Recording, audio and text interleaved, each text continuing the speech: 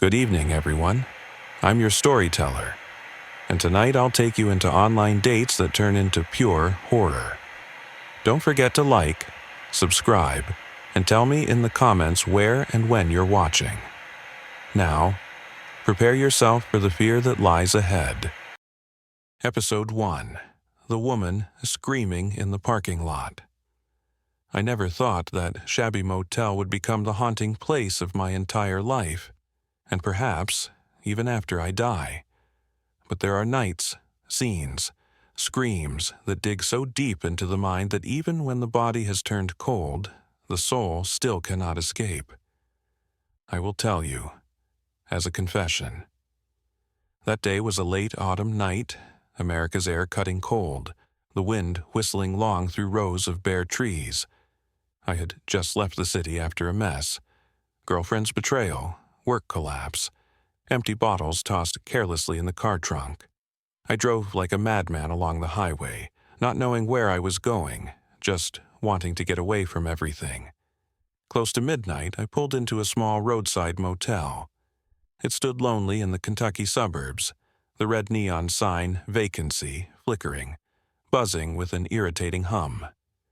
The whole area was dark, only the faint yellow streetlight and that sickly neon glow cast down on the oil-stained parking lot. The moment I opened the car door and stepped out, I smelled a faint stench. The odor of old oil, trash, and mildew. The air was dense, cold, and dry, burning my nostrils. My rented room was on the ground floor, the green-painted door peeling. Inside, there was nothing but a sunken bed, an old TV coated with thick dust, and a moldy curtain reeking of dampness.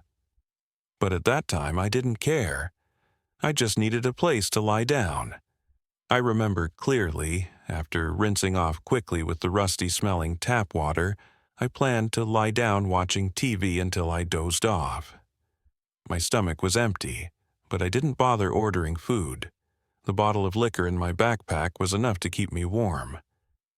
Around 9:30 p.m., just as I leaned back, I heard a piercing scream echoing from the parking lot.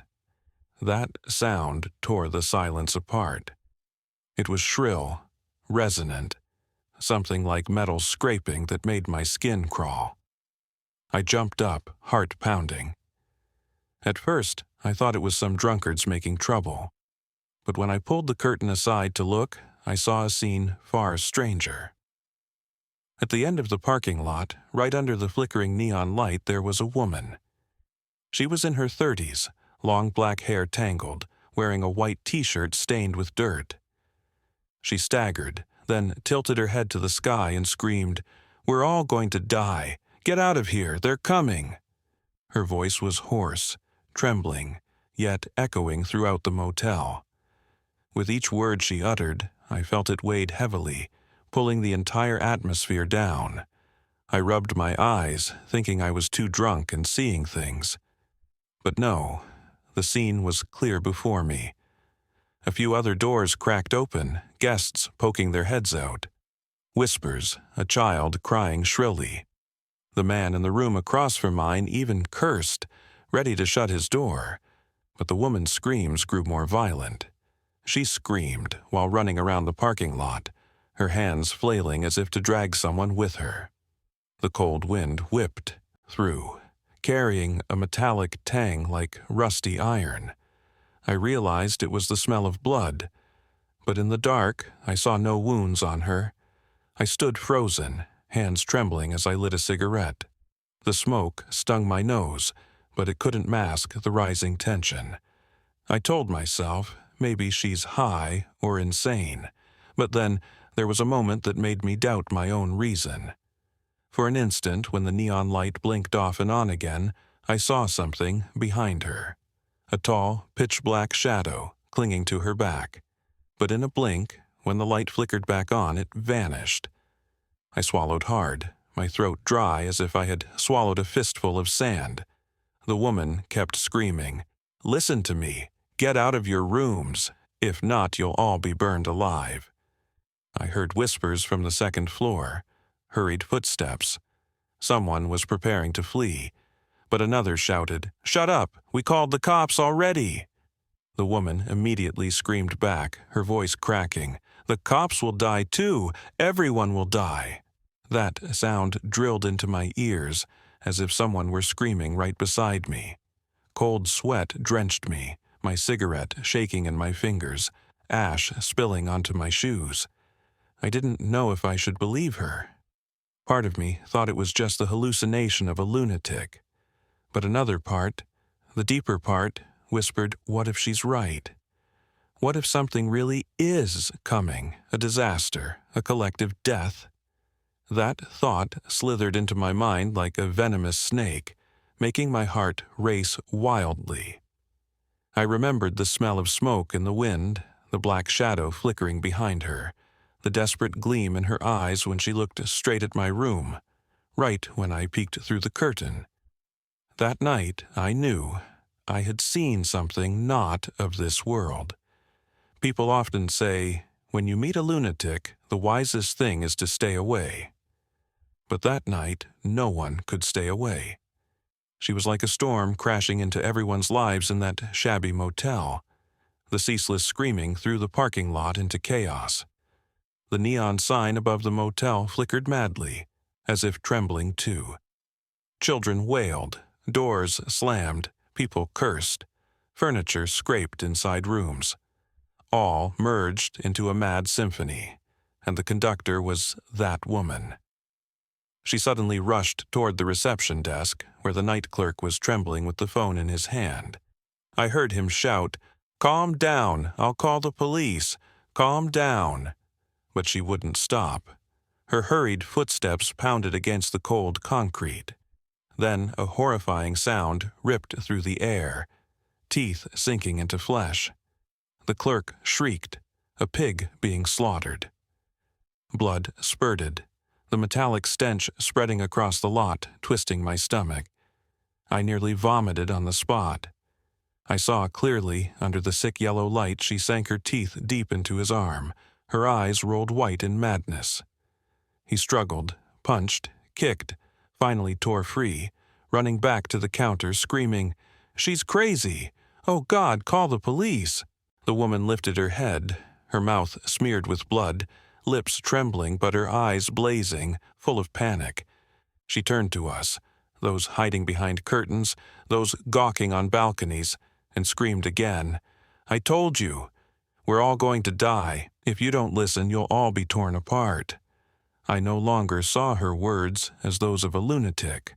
The way she screamed, the terror in her eyes, it wasn't fake. It was real fear, a fear down to the bone, forcing everyone listening to shiver with her. A middle-aged man on the second floor shouted down, "Shut up, you crazy bitch! The cops will handle this." But as soon as he finished, the woman glared straight at him, screaming until her voice broke, "They'll eat the cops too. Do you want your kid torn apart in front of you?" The child beside him shrieked. The man paled, hurriedly dragging the child inside, slamming the door. The air in the lot thickened. I could hear my own heartbeat, like war drums in my chest. Each scream of hers was like a knife slicing skin. Then, suddenly, from the motel office, another man stepped out, perhaps the manager. He held a pistol high, his voice trembling but firm. "Stop! The police are on their way. Stay away from my guests." The woman froze. For a moment, she was silent, eyes fixed on the dark gun barrel. The neon light flashed on her face. Pale skin, blood-red lips, droplets of blood dripping to the concrete with a tap, tap. The smell of blood mixed with the burnt stench of old bulbs, with garbage from outside bins, all blended into a nauseating cocktail. She didn't lunge as I thought. Instead, she spun and ran toward the stairs to the second floor, running, screaming, "Give me the baby! It must live, it must be saved!" I clearly saw. On the second floor balcony, a young couple, the mother clutching her child. The father spread his arms, shouting, "Stay back! Don't touch my kid!" The woman lunged upward, reaching for the baby. But the young father shoved her hard. She tumbled down the stairs, bones clanging against cold steel. Strangely, she jumped up almost instantly. Hair disheveled, face bloody, but her eyes fiercer. She kept charging, sobbing, screaming, "Give it to me, please! I don't want it to die with you!" Sirens wailed, red and blue lights slashing the night. 2 police cars screeched to a halt at the motel gates. Chaos was ripped apart by flashing lights. The manager lowered his gun, raising his hands. One officer seized the weapon, ordering him back. The other advanced toward the woman. She froze, eyes brimming with hope, as if at last someone believed her. "Please, please, get everyone out." "You don't understand. They'll be here any second. They'll kill us all." She nearly knelt, hands trembling. But the officer only shook his head. "Ma'am, you need to calm down. There's no one here, only you causing trouble. Drop the sharp object now." The woman laughed shrilly. The sound shattered, part sob, part metal scraping glass. She screamed, voice rasping. "You don't believe me. You're all blind, fools. They're right here." Suddenly, she lunged at the officer, mouth wide, hands clawing like a beast. I saw the officer pull out the yellow taser, aiming straight. A flash, a loud crack. Her body stiffened, convulsing, eyes rolling back, then collapsed on the concrete. Her skull hit the ground with a sickening thud, making me shiver. Silence. Only the wind howled through the lot, the neon lights buzzing, and the acrid smell of burnt electricity mixed with blood and fear. I thought it was over. But no, that moment I realized. It was only beginning. The woman lay convulsing a few more times, then went still. The officer cautiously approached, checking her pulse. His flashlight swept her pale face, eyes wide, bloodshot. "She's unconscious," he said hurriedly. "Call an ambulance." The radio crackled. Urgent voices from dispatch. It seemed under control. Some doors slammed shut, some people sighed in relief, but me, I did not.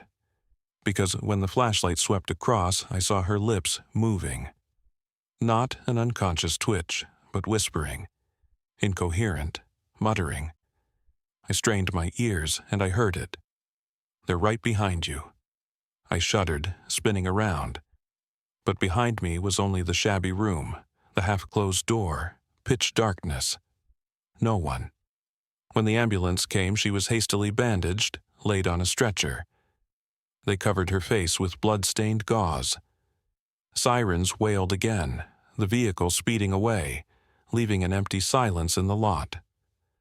The motel manager tried to reassure guests. "It's okay, everyone. Just a lunatic. Nothing happened. Please don't leave." His voice trembled, clearly not believing himself. I didn't return to my room immediately.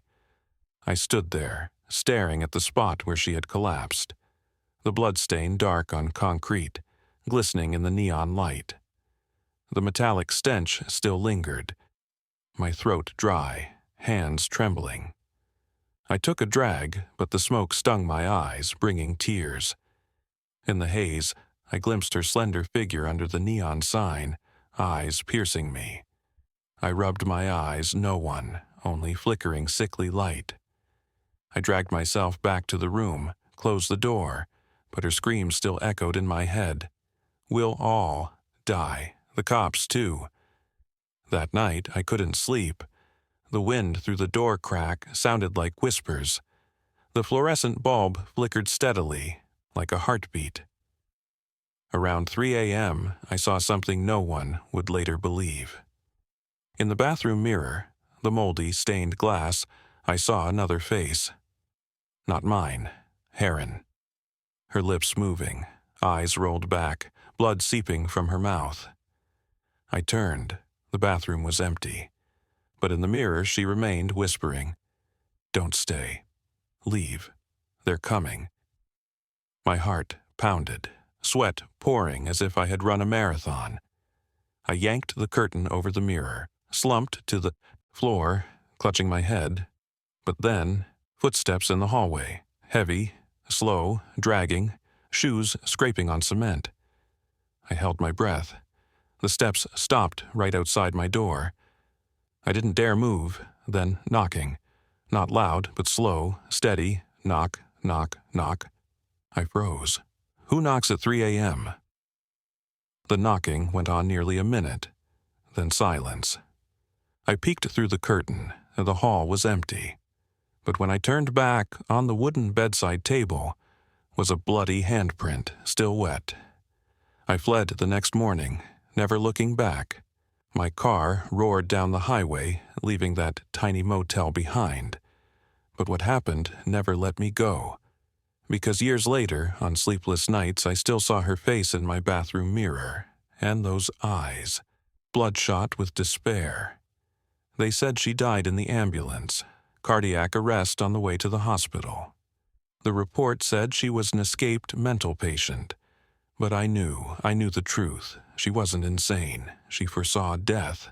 And all of us who were in that motel that night, not one escaped, not even me. Episode 2, The Bloody Ring in Room 27. I will tell you this story, even though my voice has no tongue and my breath has long ceased. But memory still lingers here, clinging like a bloodstain that will never wash away. My name is Ethan. I was only 6 years old that year. The last night of my life began with what seemed like a harmless trip. My family stopped at a cheap motel on the outskirts of a small town in Pennsylvania. I remember vividly the feeling as the car turned into the parking lot. Tires crunching on gravel, the smell of gasoline mixed with the stifling heat of asphalt. The night air was suffocating. The wind carrying the stench of garbage and damp grass. The motel sign flickered in a dim red glow, the word vacancy blinking like the eye of a demon. My father walked into the reception office, paying in cash. I pressed my face against the car window, staring at the long hallway lined with brown, peeling doors. They looked like a row of coffins standing upright. Our room was number 27. I can still hear the dry click of the key turning in the lock, the musty stench seeping out, making my mother wince. The ceiling light flickered a few times before fully lighting up, revealing the shabby room. Torn bed sheets, stained walls, and a rickety wooden table against the window. My parents were busy dragging suitcases. My younger sister, exhausted, slumped onto the bed, rubbing her eyes. And me, the restless boy, I immediately ran around the room. And that was when I found the thing that changed everything. In the drawer of the nightstand, hidden among forgotten papers, there was a ring. The dim yellow light glinted off solid gold. In the center was a blood-red stone, surrounded by tiny sparkling gems like diamonds. To my childish mind, it was mesmerizing, like treasure straight out of a cartoon. I didn't tell anyone. I slipped it into my pocket, feeling the icy metal press against my skin. I told myself it would be my secret, my private little game. That whole evening, my family tried to act normal. We ate the food we had brought along, and my father turned on the TV to drown out the strange noises from the floor above. But I couldn't focus. In my pocket, the ring felt alive, growing heavier, shifting between hot and cold. Sometimes my heart would race wildly when I touched it. Night fell. The clock on the wall neared 10. My mother told us to get ready for bed. I lay beside my sister, pulling the blanket up to my chin. The hallway light seeped through the curtains, casting a blade-like shadow across the wall. I secretly slipped my hand into my pocket, touching the ring. Suddenly, a strange sensation rushed over me. My fingertips felt sticky, like fresh blood. I yanked my hand out in shock, but it was clean. Only the metallic tang of rust lingering in my nose. I turned to whisper to my sister, but she was already asleep, her breath heavy. Then came the knocking. 3 slow knocks. Thud, thud, thud. My father frowned, rising from his chair.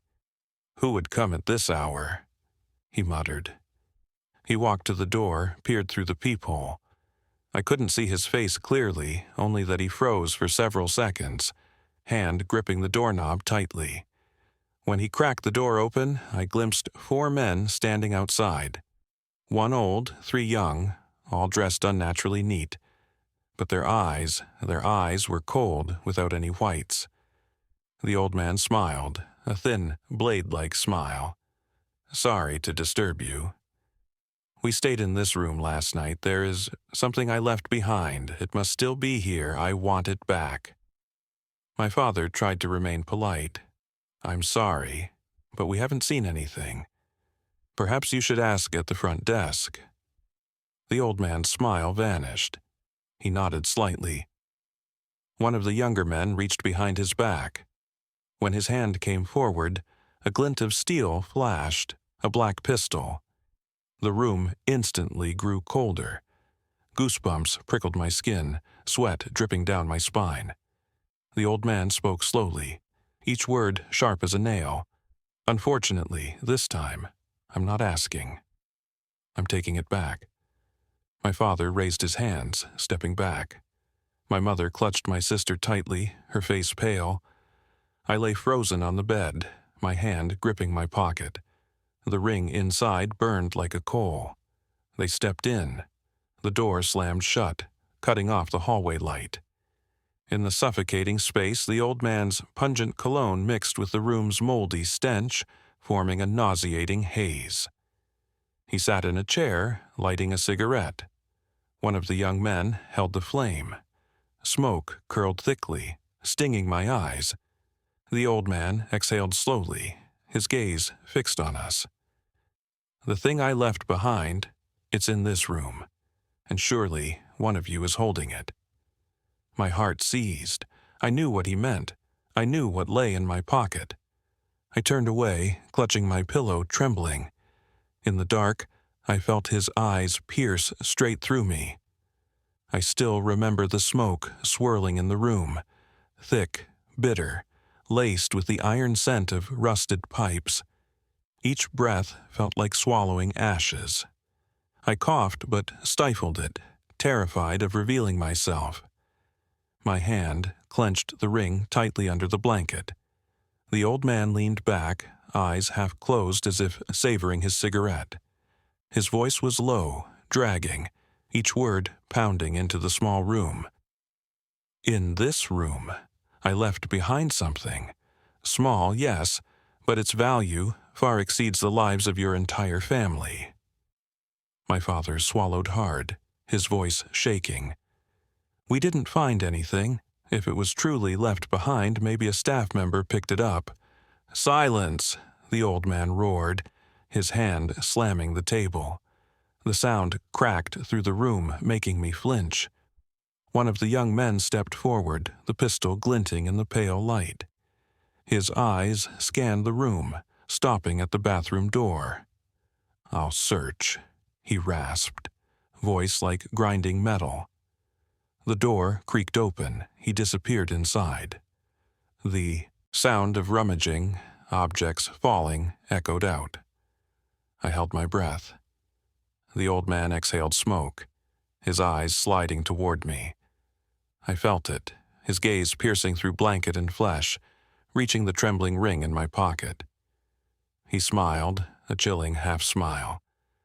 The boy seems to know something. My mother jerked in fear, pulling me into her arms. I heard her heartbeat racing, her chest trembling against my head. Please, he's just a child, she pleaded, her voice breaking. The old man nodded slightly as if pitying us. But then he tilted his head, signaling the man with the gun. The pistol swung toward my father.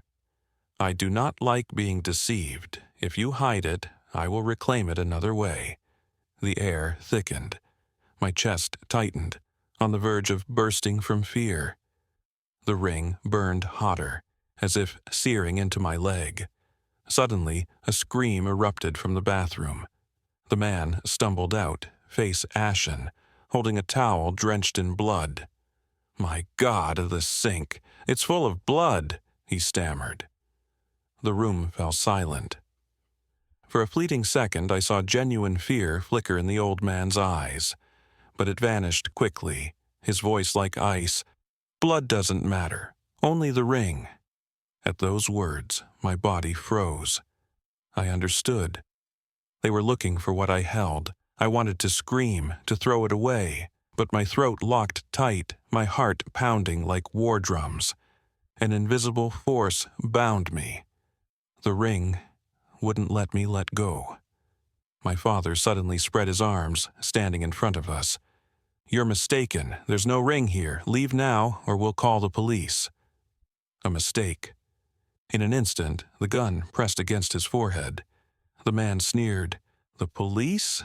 They'll only collect bodies." My mother sobbed. My sister whimpered, clutching my arm with tiny fingers. In that moment, I knew what I had to do. I pulled my hand from my pocket, trembling as I opened it. The ring gleamed crimson in my palm, like a frozen drop of blood. Every eye turned to me.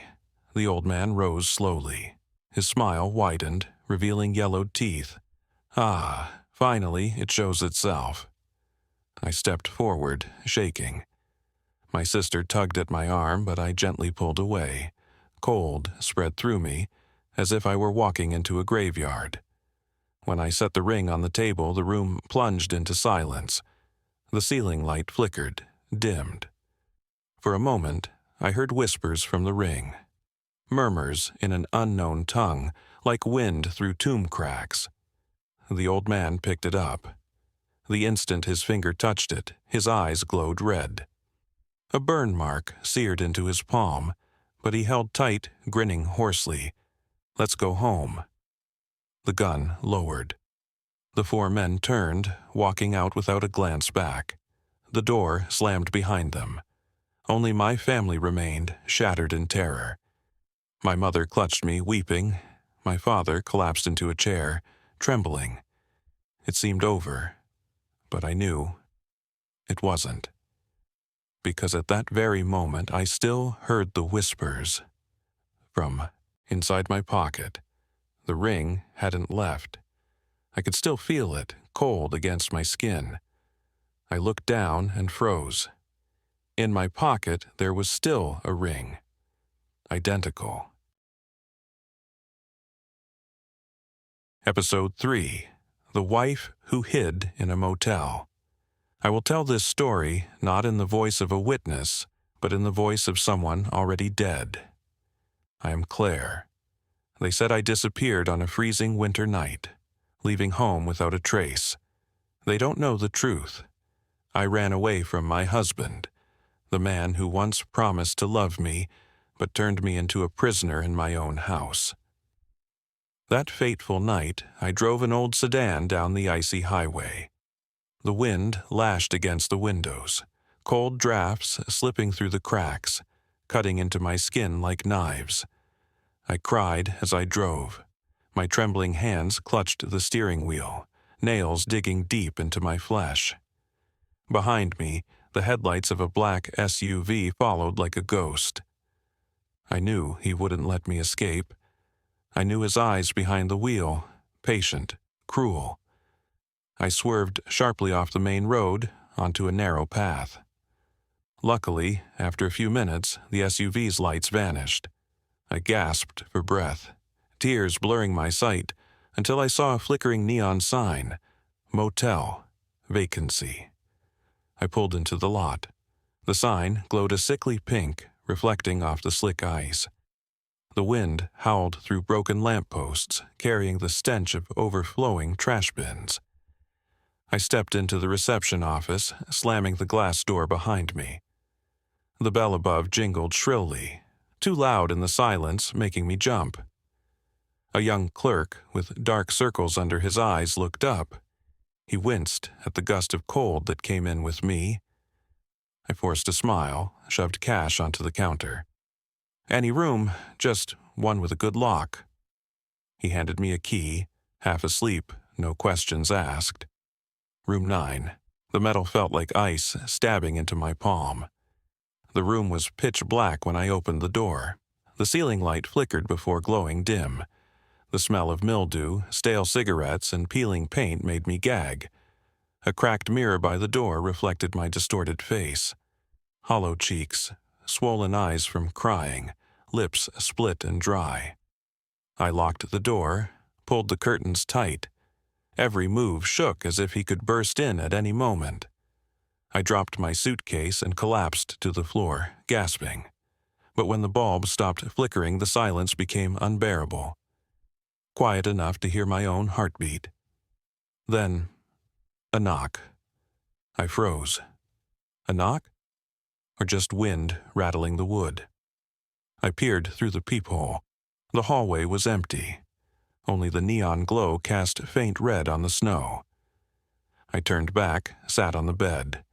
The mattress sank, springs creaking under my weight. I curled up with a pillow, telling myself I was safe. But the wind outside howled like ghosts. And in the cracked mirror by the door, I saw my reflection. Facing the window, even though I was still bowed down. I jumped up, covered the mirror with an old towel. My breath came fast, palms cold as ice. That night I didn't sleep. I sat, listening to every sound. Distant footsteps, a door slamming, the wind moaning like a funeral horn, and I knew he would come. The husband I fled. What I didn't know was that it wouldn't be just him. In room 9, I had awakened something else. Something waiting for the desperate like me to enter and never escape. The noises began after midnight. At first, faint shuffling in the hallway, like slow footsteps. Then they stopped right at my door. I held my breath, looked through the peephole. Darkness. No one. But cold breath seeped through the crack, carrying a stench, rotting animal flesh mixed with stale smoke. I backed away, clutching the pillow. The light flickered, then went out. Darkness swallowed the room, except for the blood-red glow from the neon outside. It streaked across the curtain like a bleeding wound. The knock came again. 3 beats. Slow. Thud, thud, thud. I covered my ears, whispering, "Not real, just imagination." But the knock echoed inside my skull, like someone pounding from within. Then the power returned. The light blazed. The room was empty. I exhaled in relief until I noticed a faint handprint on the window. A thin, bony hand, too long to be human. I trembled, tried wiping it, but the more I scrubbed, the clearer it became. Deep red, as if fresh blood smeared across the glass. I buried myself under the blanket, eyes shut tight. I nearly drifted into uneasy sleep when the sound of an engine roared outside. Tires screeched. I knew immediately it was him. I ran to the peephole. Yes.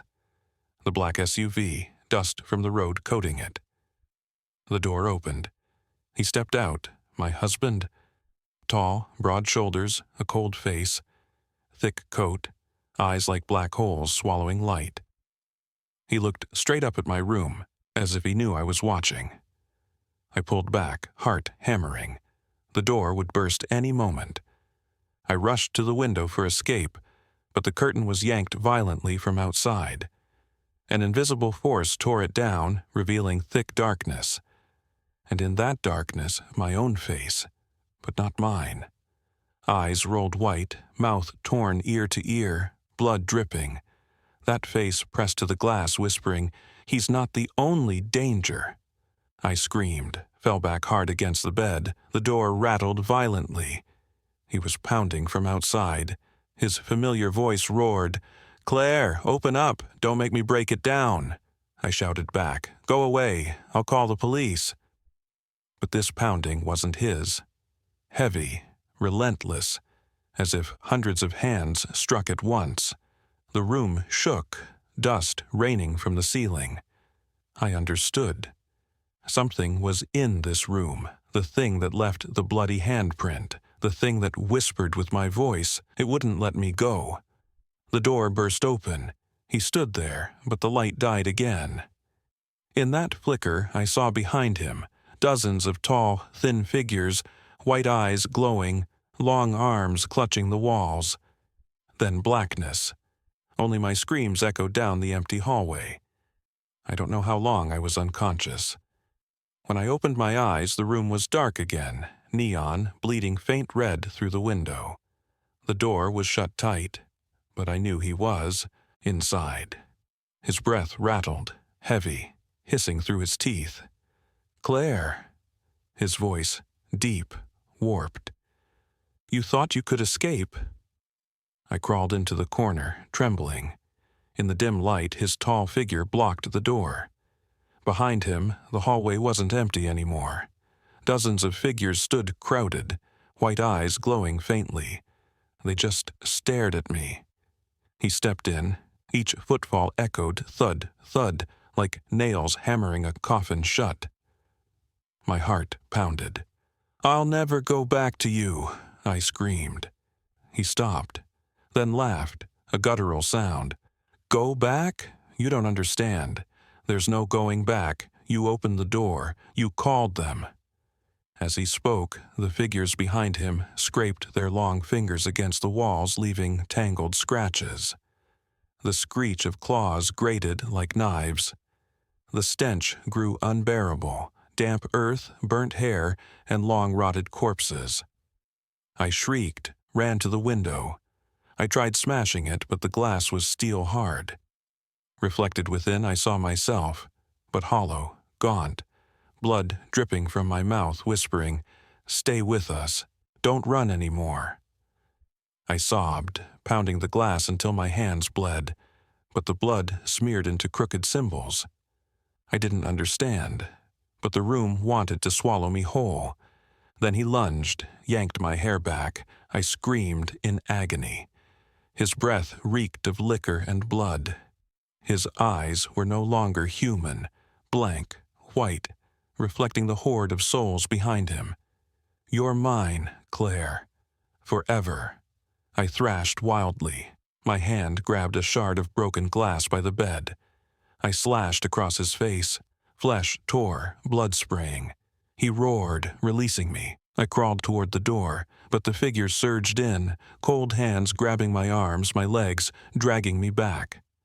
I screamed for help.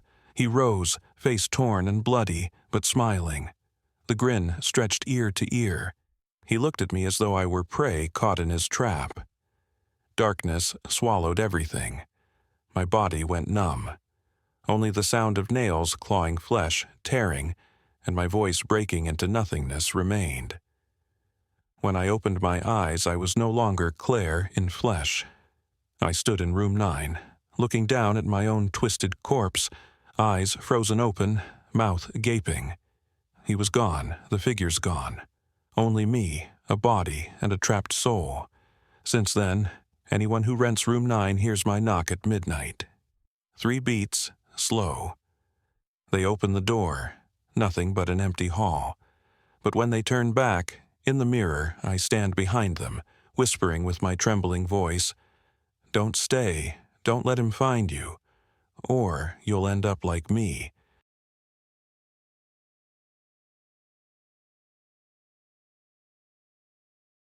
Episode 4. The Boy in Front of Room 14.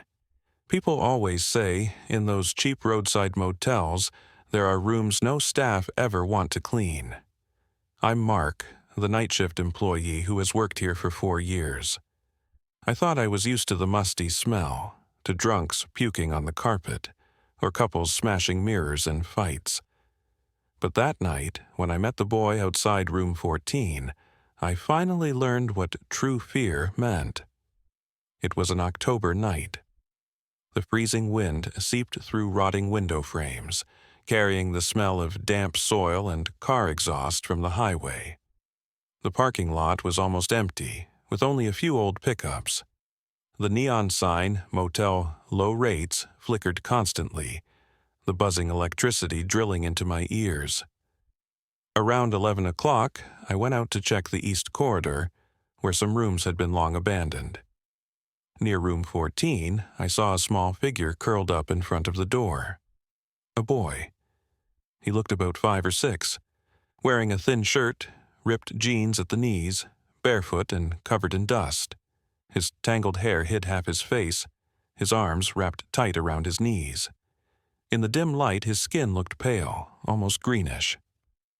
"Kid, are you lost?" I asked, my voice hoarse. The boy lifted his head.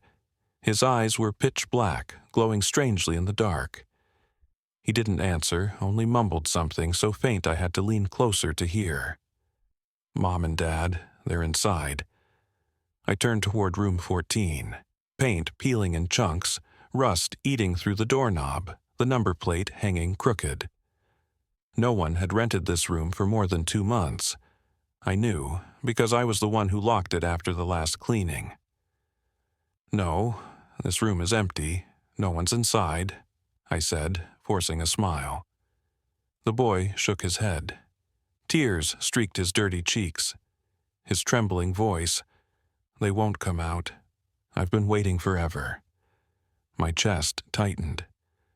How could a child sit here all night without anyone noticing? I knelt down, reaching to touch his shoulder, but the moment my hand neared, his skin was ice cold, so freezing it made me jerk back like I had touched a block of ice. For a split second, the metallic smell of blood drifted past. Swallowing hard, I stepped back and pulled out my key ring. Instinct told me I had to open the door, check inside. The lock clattered heavily. The door jammed as though someone was holding it shut from within. I rammed it with my shoulder until it finally burst open. The stench hit me instantly, the rotten reek of something long dead mixed with mold and damp wood. I gagged, tears springing to my eyes from the choking fumes. In the trembling beam of my flashlight, the room appeared wrecked. Sheets crumpled, walls streaked with dark red smears. The floor, sticky, coated in something thick. When I shone closer, my heart froze. Blood, old, dried, but still reeking with a sickening stench. I turned back for the boy, to ask where his parents were, but the hallway was empty. Was gone, as if he had never been there. Only the gaping door of room 14 remained, and from inside, a faint groaning sound in the dark. The groaning came from deep within, like the ragged breath of someone dying, stretched and trembling. I stood frozen at the threshold. My flashlight shook violently, sweeping across peeling walls. Dark, dried stains clung everywhere, like handprints of someone clawing desperately to escape. I inhaled sharply, blood stench burning my lungs, twisting my stomach. Bracing against the wall, I cast the light down at the floor. Tiny footprints, smeared in dark red, led further inside. Is someone in there?" My voice cracked, choked in my throat. The groaning stopped. Silence. Only the buzzing neon outside and my heartbeat pounding like a drum. I stepped forward. My shoe squelched into the sticky mess with a grotesque squelch. The beam swept to the bed, sheets wrinkled, soaked in stains, a pillow torn apart, white stuffing clotted with dried blood.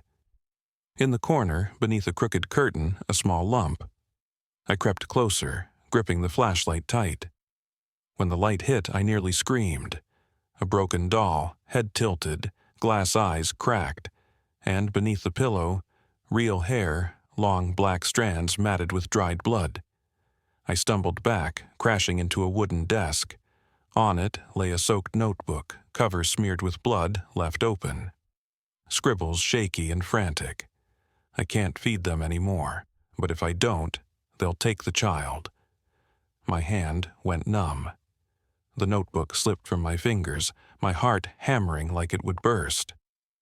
Then, the back door rattled. Click, click. Someone trying to open it from outside. I swung the light, the doorknob turned slowly, then stopped.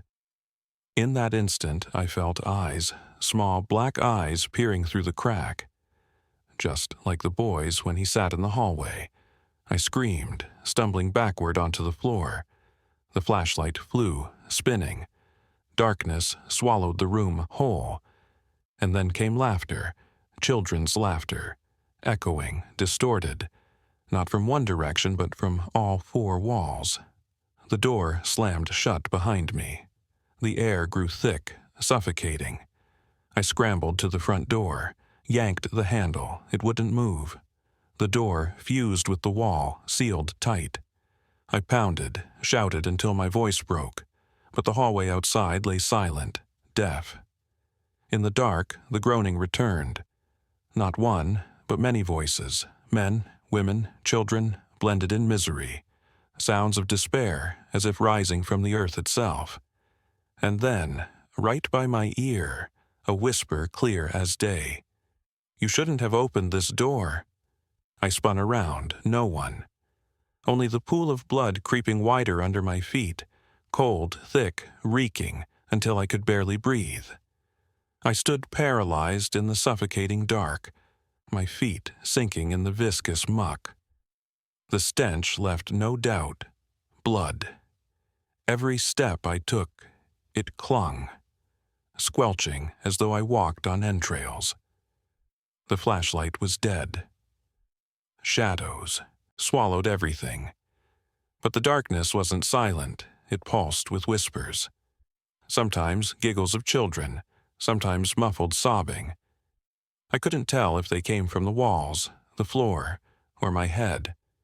Then I noticed a faint glow in the corner. As my eyes adjusted, I saw him. The boy. The same boy from the doorway. He stood alone, his face pale, his black eyes reflecting a dim red glimmer from a cracked tile. Shaking, I asked, "Kid, do you need help? Where are your parents?" He didn't answer.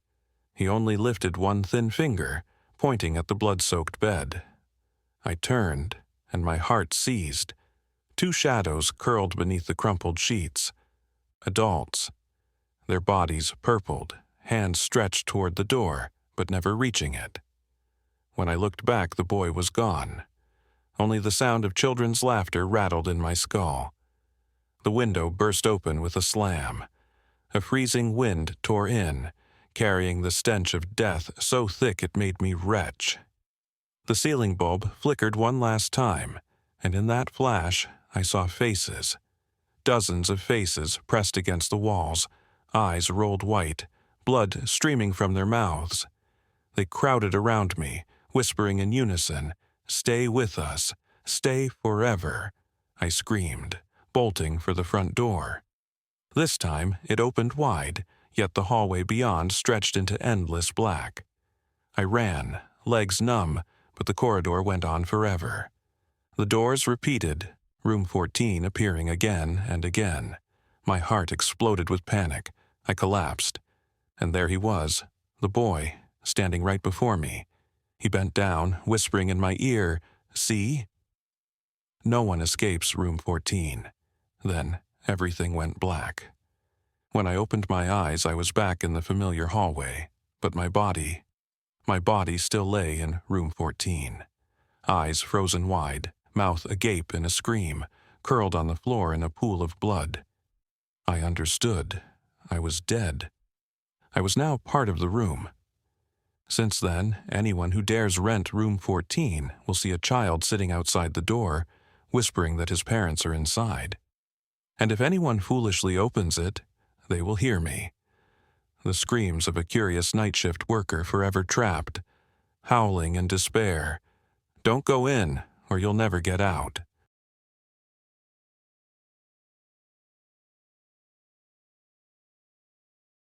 Episode 5. The Man with the Red Cap. My name is Jason. Before I died, I worked as the night shift receptionist at a shabby little motel on the outskirts of Ohio. People often said the job was boring. Just sit behind the counter, hand out keys, take cash, sometimes clean a few rooms. But it was that very dullness that made me careless. That night, when I met the man with the red cap, I had no idea I was staring straight into the face of evil wearing human skin. That night it rained endlessly. The water drummed against the tin roof, a hollow clatter echoing down the long hallway. The parking lot shimmered under the sickly glow of the street lamps, puddles spreading like black, watchful eyes. I sat behind the counter, flipping through the register, the smell of stale coffee hanging heavy in the air, bitter and cold. Around 10 o'clock, the glass door swung open. The bell above jingled, and he stepped inside. A middle-aged man, tall and thin, wearing a black coat down to his knees. His leather shoes were soaked, leaving dark, wet tracks across the tiled floor. But what drew my eyes the most was the red baseball cap on his head. Under the neon light, that red blazed like a fresh drop of blood. He smiled at me, a polite, artificial smile. His teeth gleamed white, but his eyes empty, pure black, reflecting no light. "I need a room, just for one night," he said. His voice was deep, drawn out, like a whisper echoing from the bottom of a well. I reached for the register and asked for ID. He handed me a credit card. I swiped it, but the screen flashed declined. I tried again, twice, same result. "Sorry, your card's been declined," I said, trying to keep my voice steady. His smile didn't falter. Only the corner of his eye twitched slightly. Slowly, he drew out a wallet, pulling a thick stack of cash. Large bills, damp with rain, and another smell. A metallic tang. "Cash is fine, right?" he asked. I nodded, counting quickly. My fingers trembled, not from the money, but from his hands. Long, bony fingers, nails cut too short, and beneath them, dry red stains wedged deep. I pretended not to notice, handed him the receipt, and gave him the key to room 6. He accepted, bowed his head, and turned away. The air he left behind reeked of damp leather, disinfectant, and faintly burned hair. I shuddered. Through the window, I watched him walk toward the room. His stride was slow, his lanky figure stretched like a shadow. The hallway lights flickered, and each time they flared, the red cap glared like a streak of blood. I returned to the counter, trying to shake the unease. But minutes later, a sound raised the hairs on my neck. From the hallway came a scraping noise. Shh. Shh. Metal dragging across tile, long, drawn out. I held my breath, heart pounding. Then silence. Only the rain in the lot. I told myself, probably a suitcase. But I remembered clearly, he had brought no luggage. Close to midnight, I was still behind the counter, eyes fixed on the old computer screen, though my mind drifted back to the man in room 6. Outside, the rain poured harder. Wind howled through the gaps in the glass door, carrying a chill that numbed my bones. Then, the desk phone shrilled, slicing the silence with its piercing ring. I jumped, snatched it up. "He's there." A hoarse, urgent male voice. "The man with the red cap. Lock the doors, don't let him leave. We're on our way." I froze. "Sorry, who is this?" The line went silent for a few seconds. Then a whisper like ice. "Police. Don't let him out of that room. You don't know what he's done." Click. The line went dead, leaving only static. I stood paralyzed, cold sweat dripping down my back. The words echoed in my head. "You don't know what he's done." I glanced down the hallway toward room 6. The door shut tight, curtains drawn. But the light seeping from the crack beneath flickered, not steady like a bulb, but fluttering like a candle. I decided I had to check. Summoning all courage, I walked the hallway slowly. My footsteps echoed against the tiles, blending with the rain outside, each step hammering my chest. Standing before room 6, I heard the sounds inside. Not a TV, not a radio, a clicking, like a comb dragging through hair. Slow, drawn out, again and again. I pressed my ear to the door. The sound sharpened. Shh, shh, shh. and with it came a smell, sweet, sickly, like scorched hair. I knocked lightly. "Sir, are you all right? I'm the receptionist." The sound stopped. Silence, thick and suffocating. Then a voice, right at the door. "Do you want to take a look?" I stumbled back, heart sinking. Before I could react, the door creaked open a sliver. A wave of cold air and a rancid stench poured out, choking me. Through the crack, I glimpsed the room. A table covered with wigs, but not the glossy nylon kind. Real hair, clumps, strands, matted with blood, some still clinging to scalp. I froze in horror. The door slammed shut instantly, as if it had never opened. Panic drove me running back to the desk, hands shaking as I dialed the police. But before I could connect, the neon lights in the hallway sputtered out. Darkness swallowed the rooms. From room 6, a lullaby drifted. A slow, warped tune. His voice droned, dragging each note, blending with the scraping sound again. Then, a knock behind me at the counter door. 3 beats, slow, thud, thud, thud. I spun around. The glass door was shut. Outside, only rain. But streaked across the glass, clear as day, was a handprint. Large, gaunt fingers pressed flat, sliding down, leaving smeared trails of water and blood. Above it, the shadow of the red cap loomed in the rain. My chest tightened. The hallway lights flickered wildly, on and off. From room 6, the twisted lullaby grew louder, tangled with screeching scratches across glass. The phone rang again, shrill, relentless. I snatched it up with trembling hands. A woman's voice, broken with sobs. "He took my hair! My hair! Please, don't let him leave." Her voice cut off, drowned in a blood-curdling scream. Then silence. I dropped the receiver, shivering uncontrollably. Heavy footsteps echoed down the hall.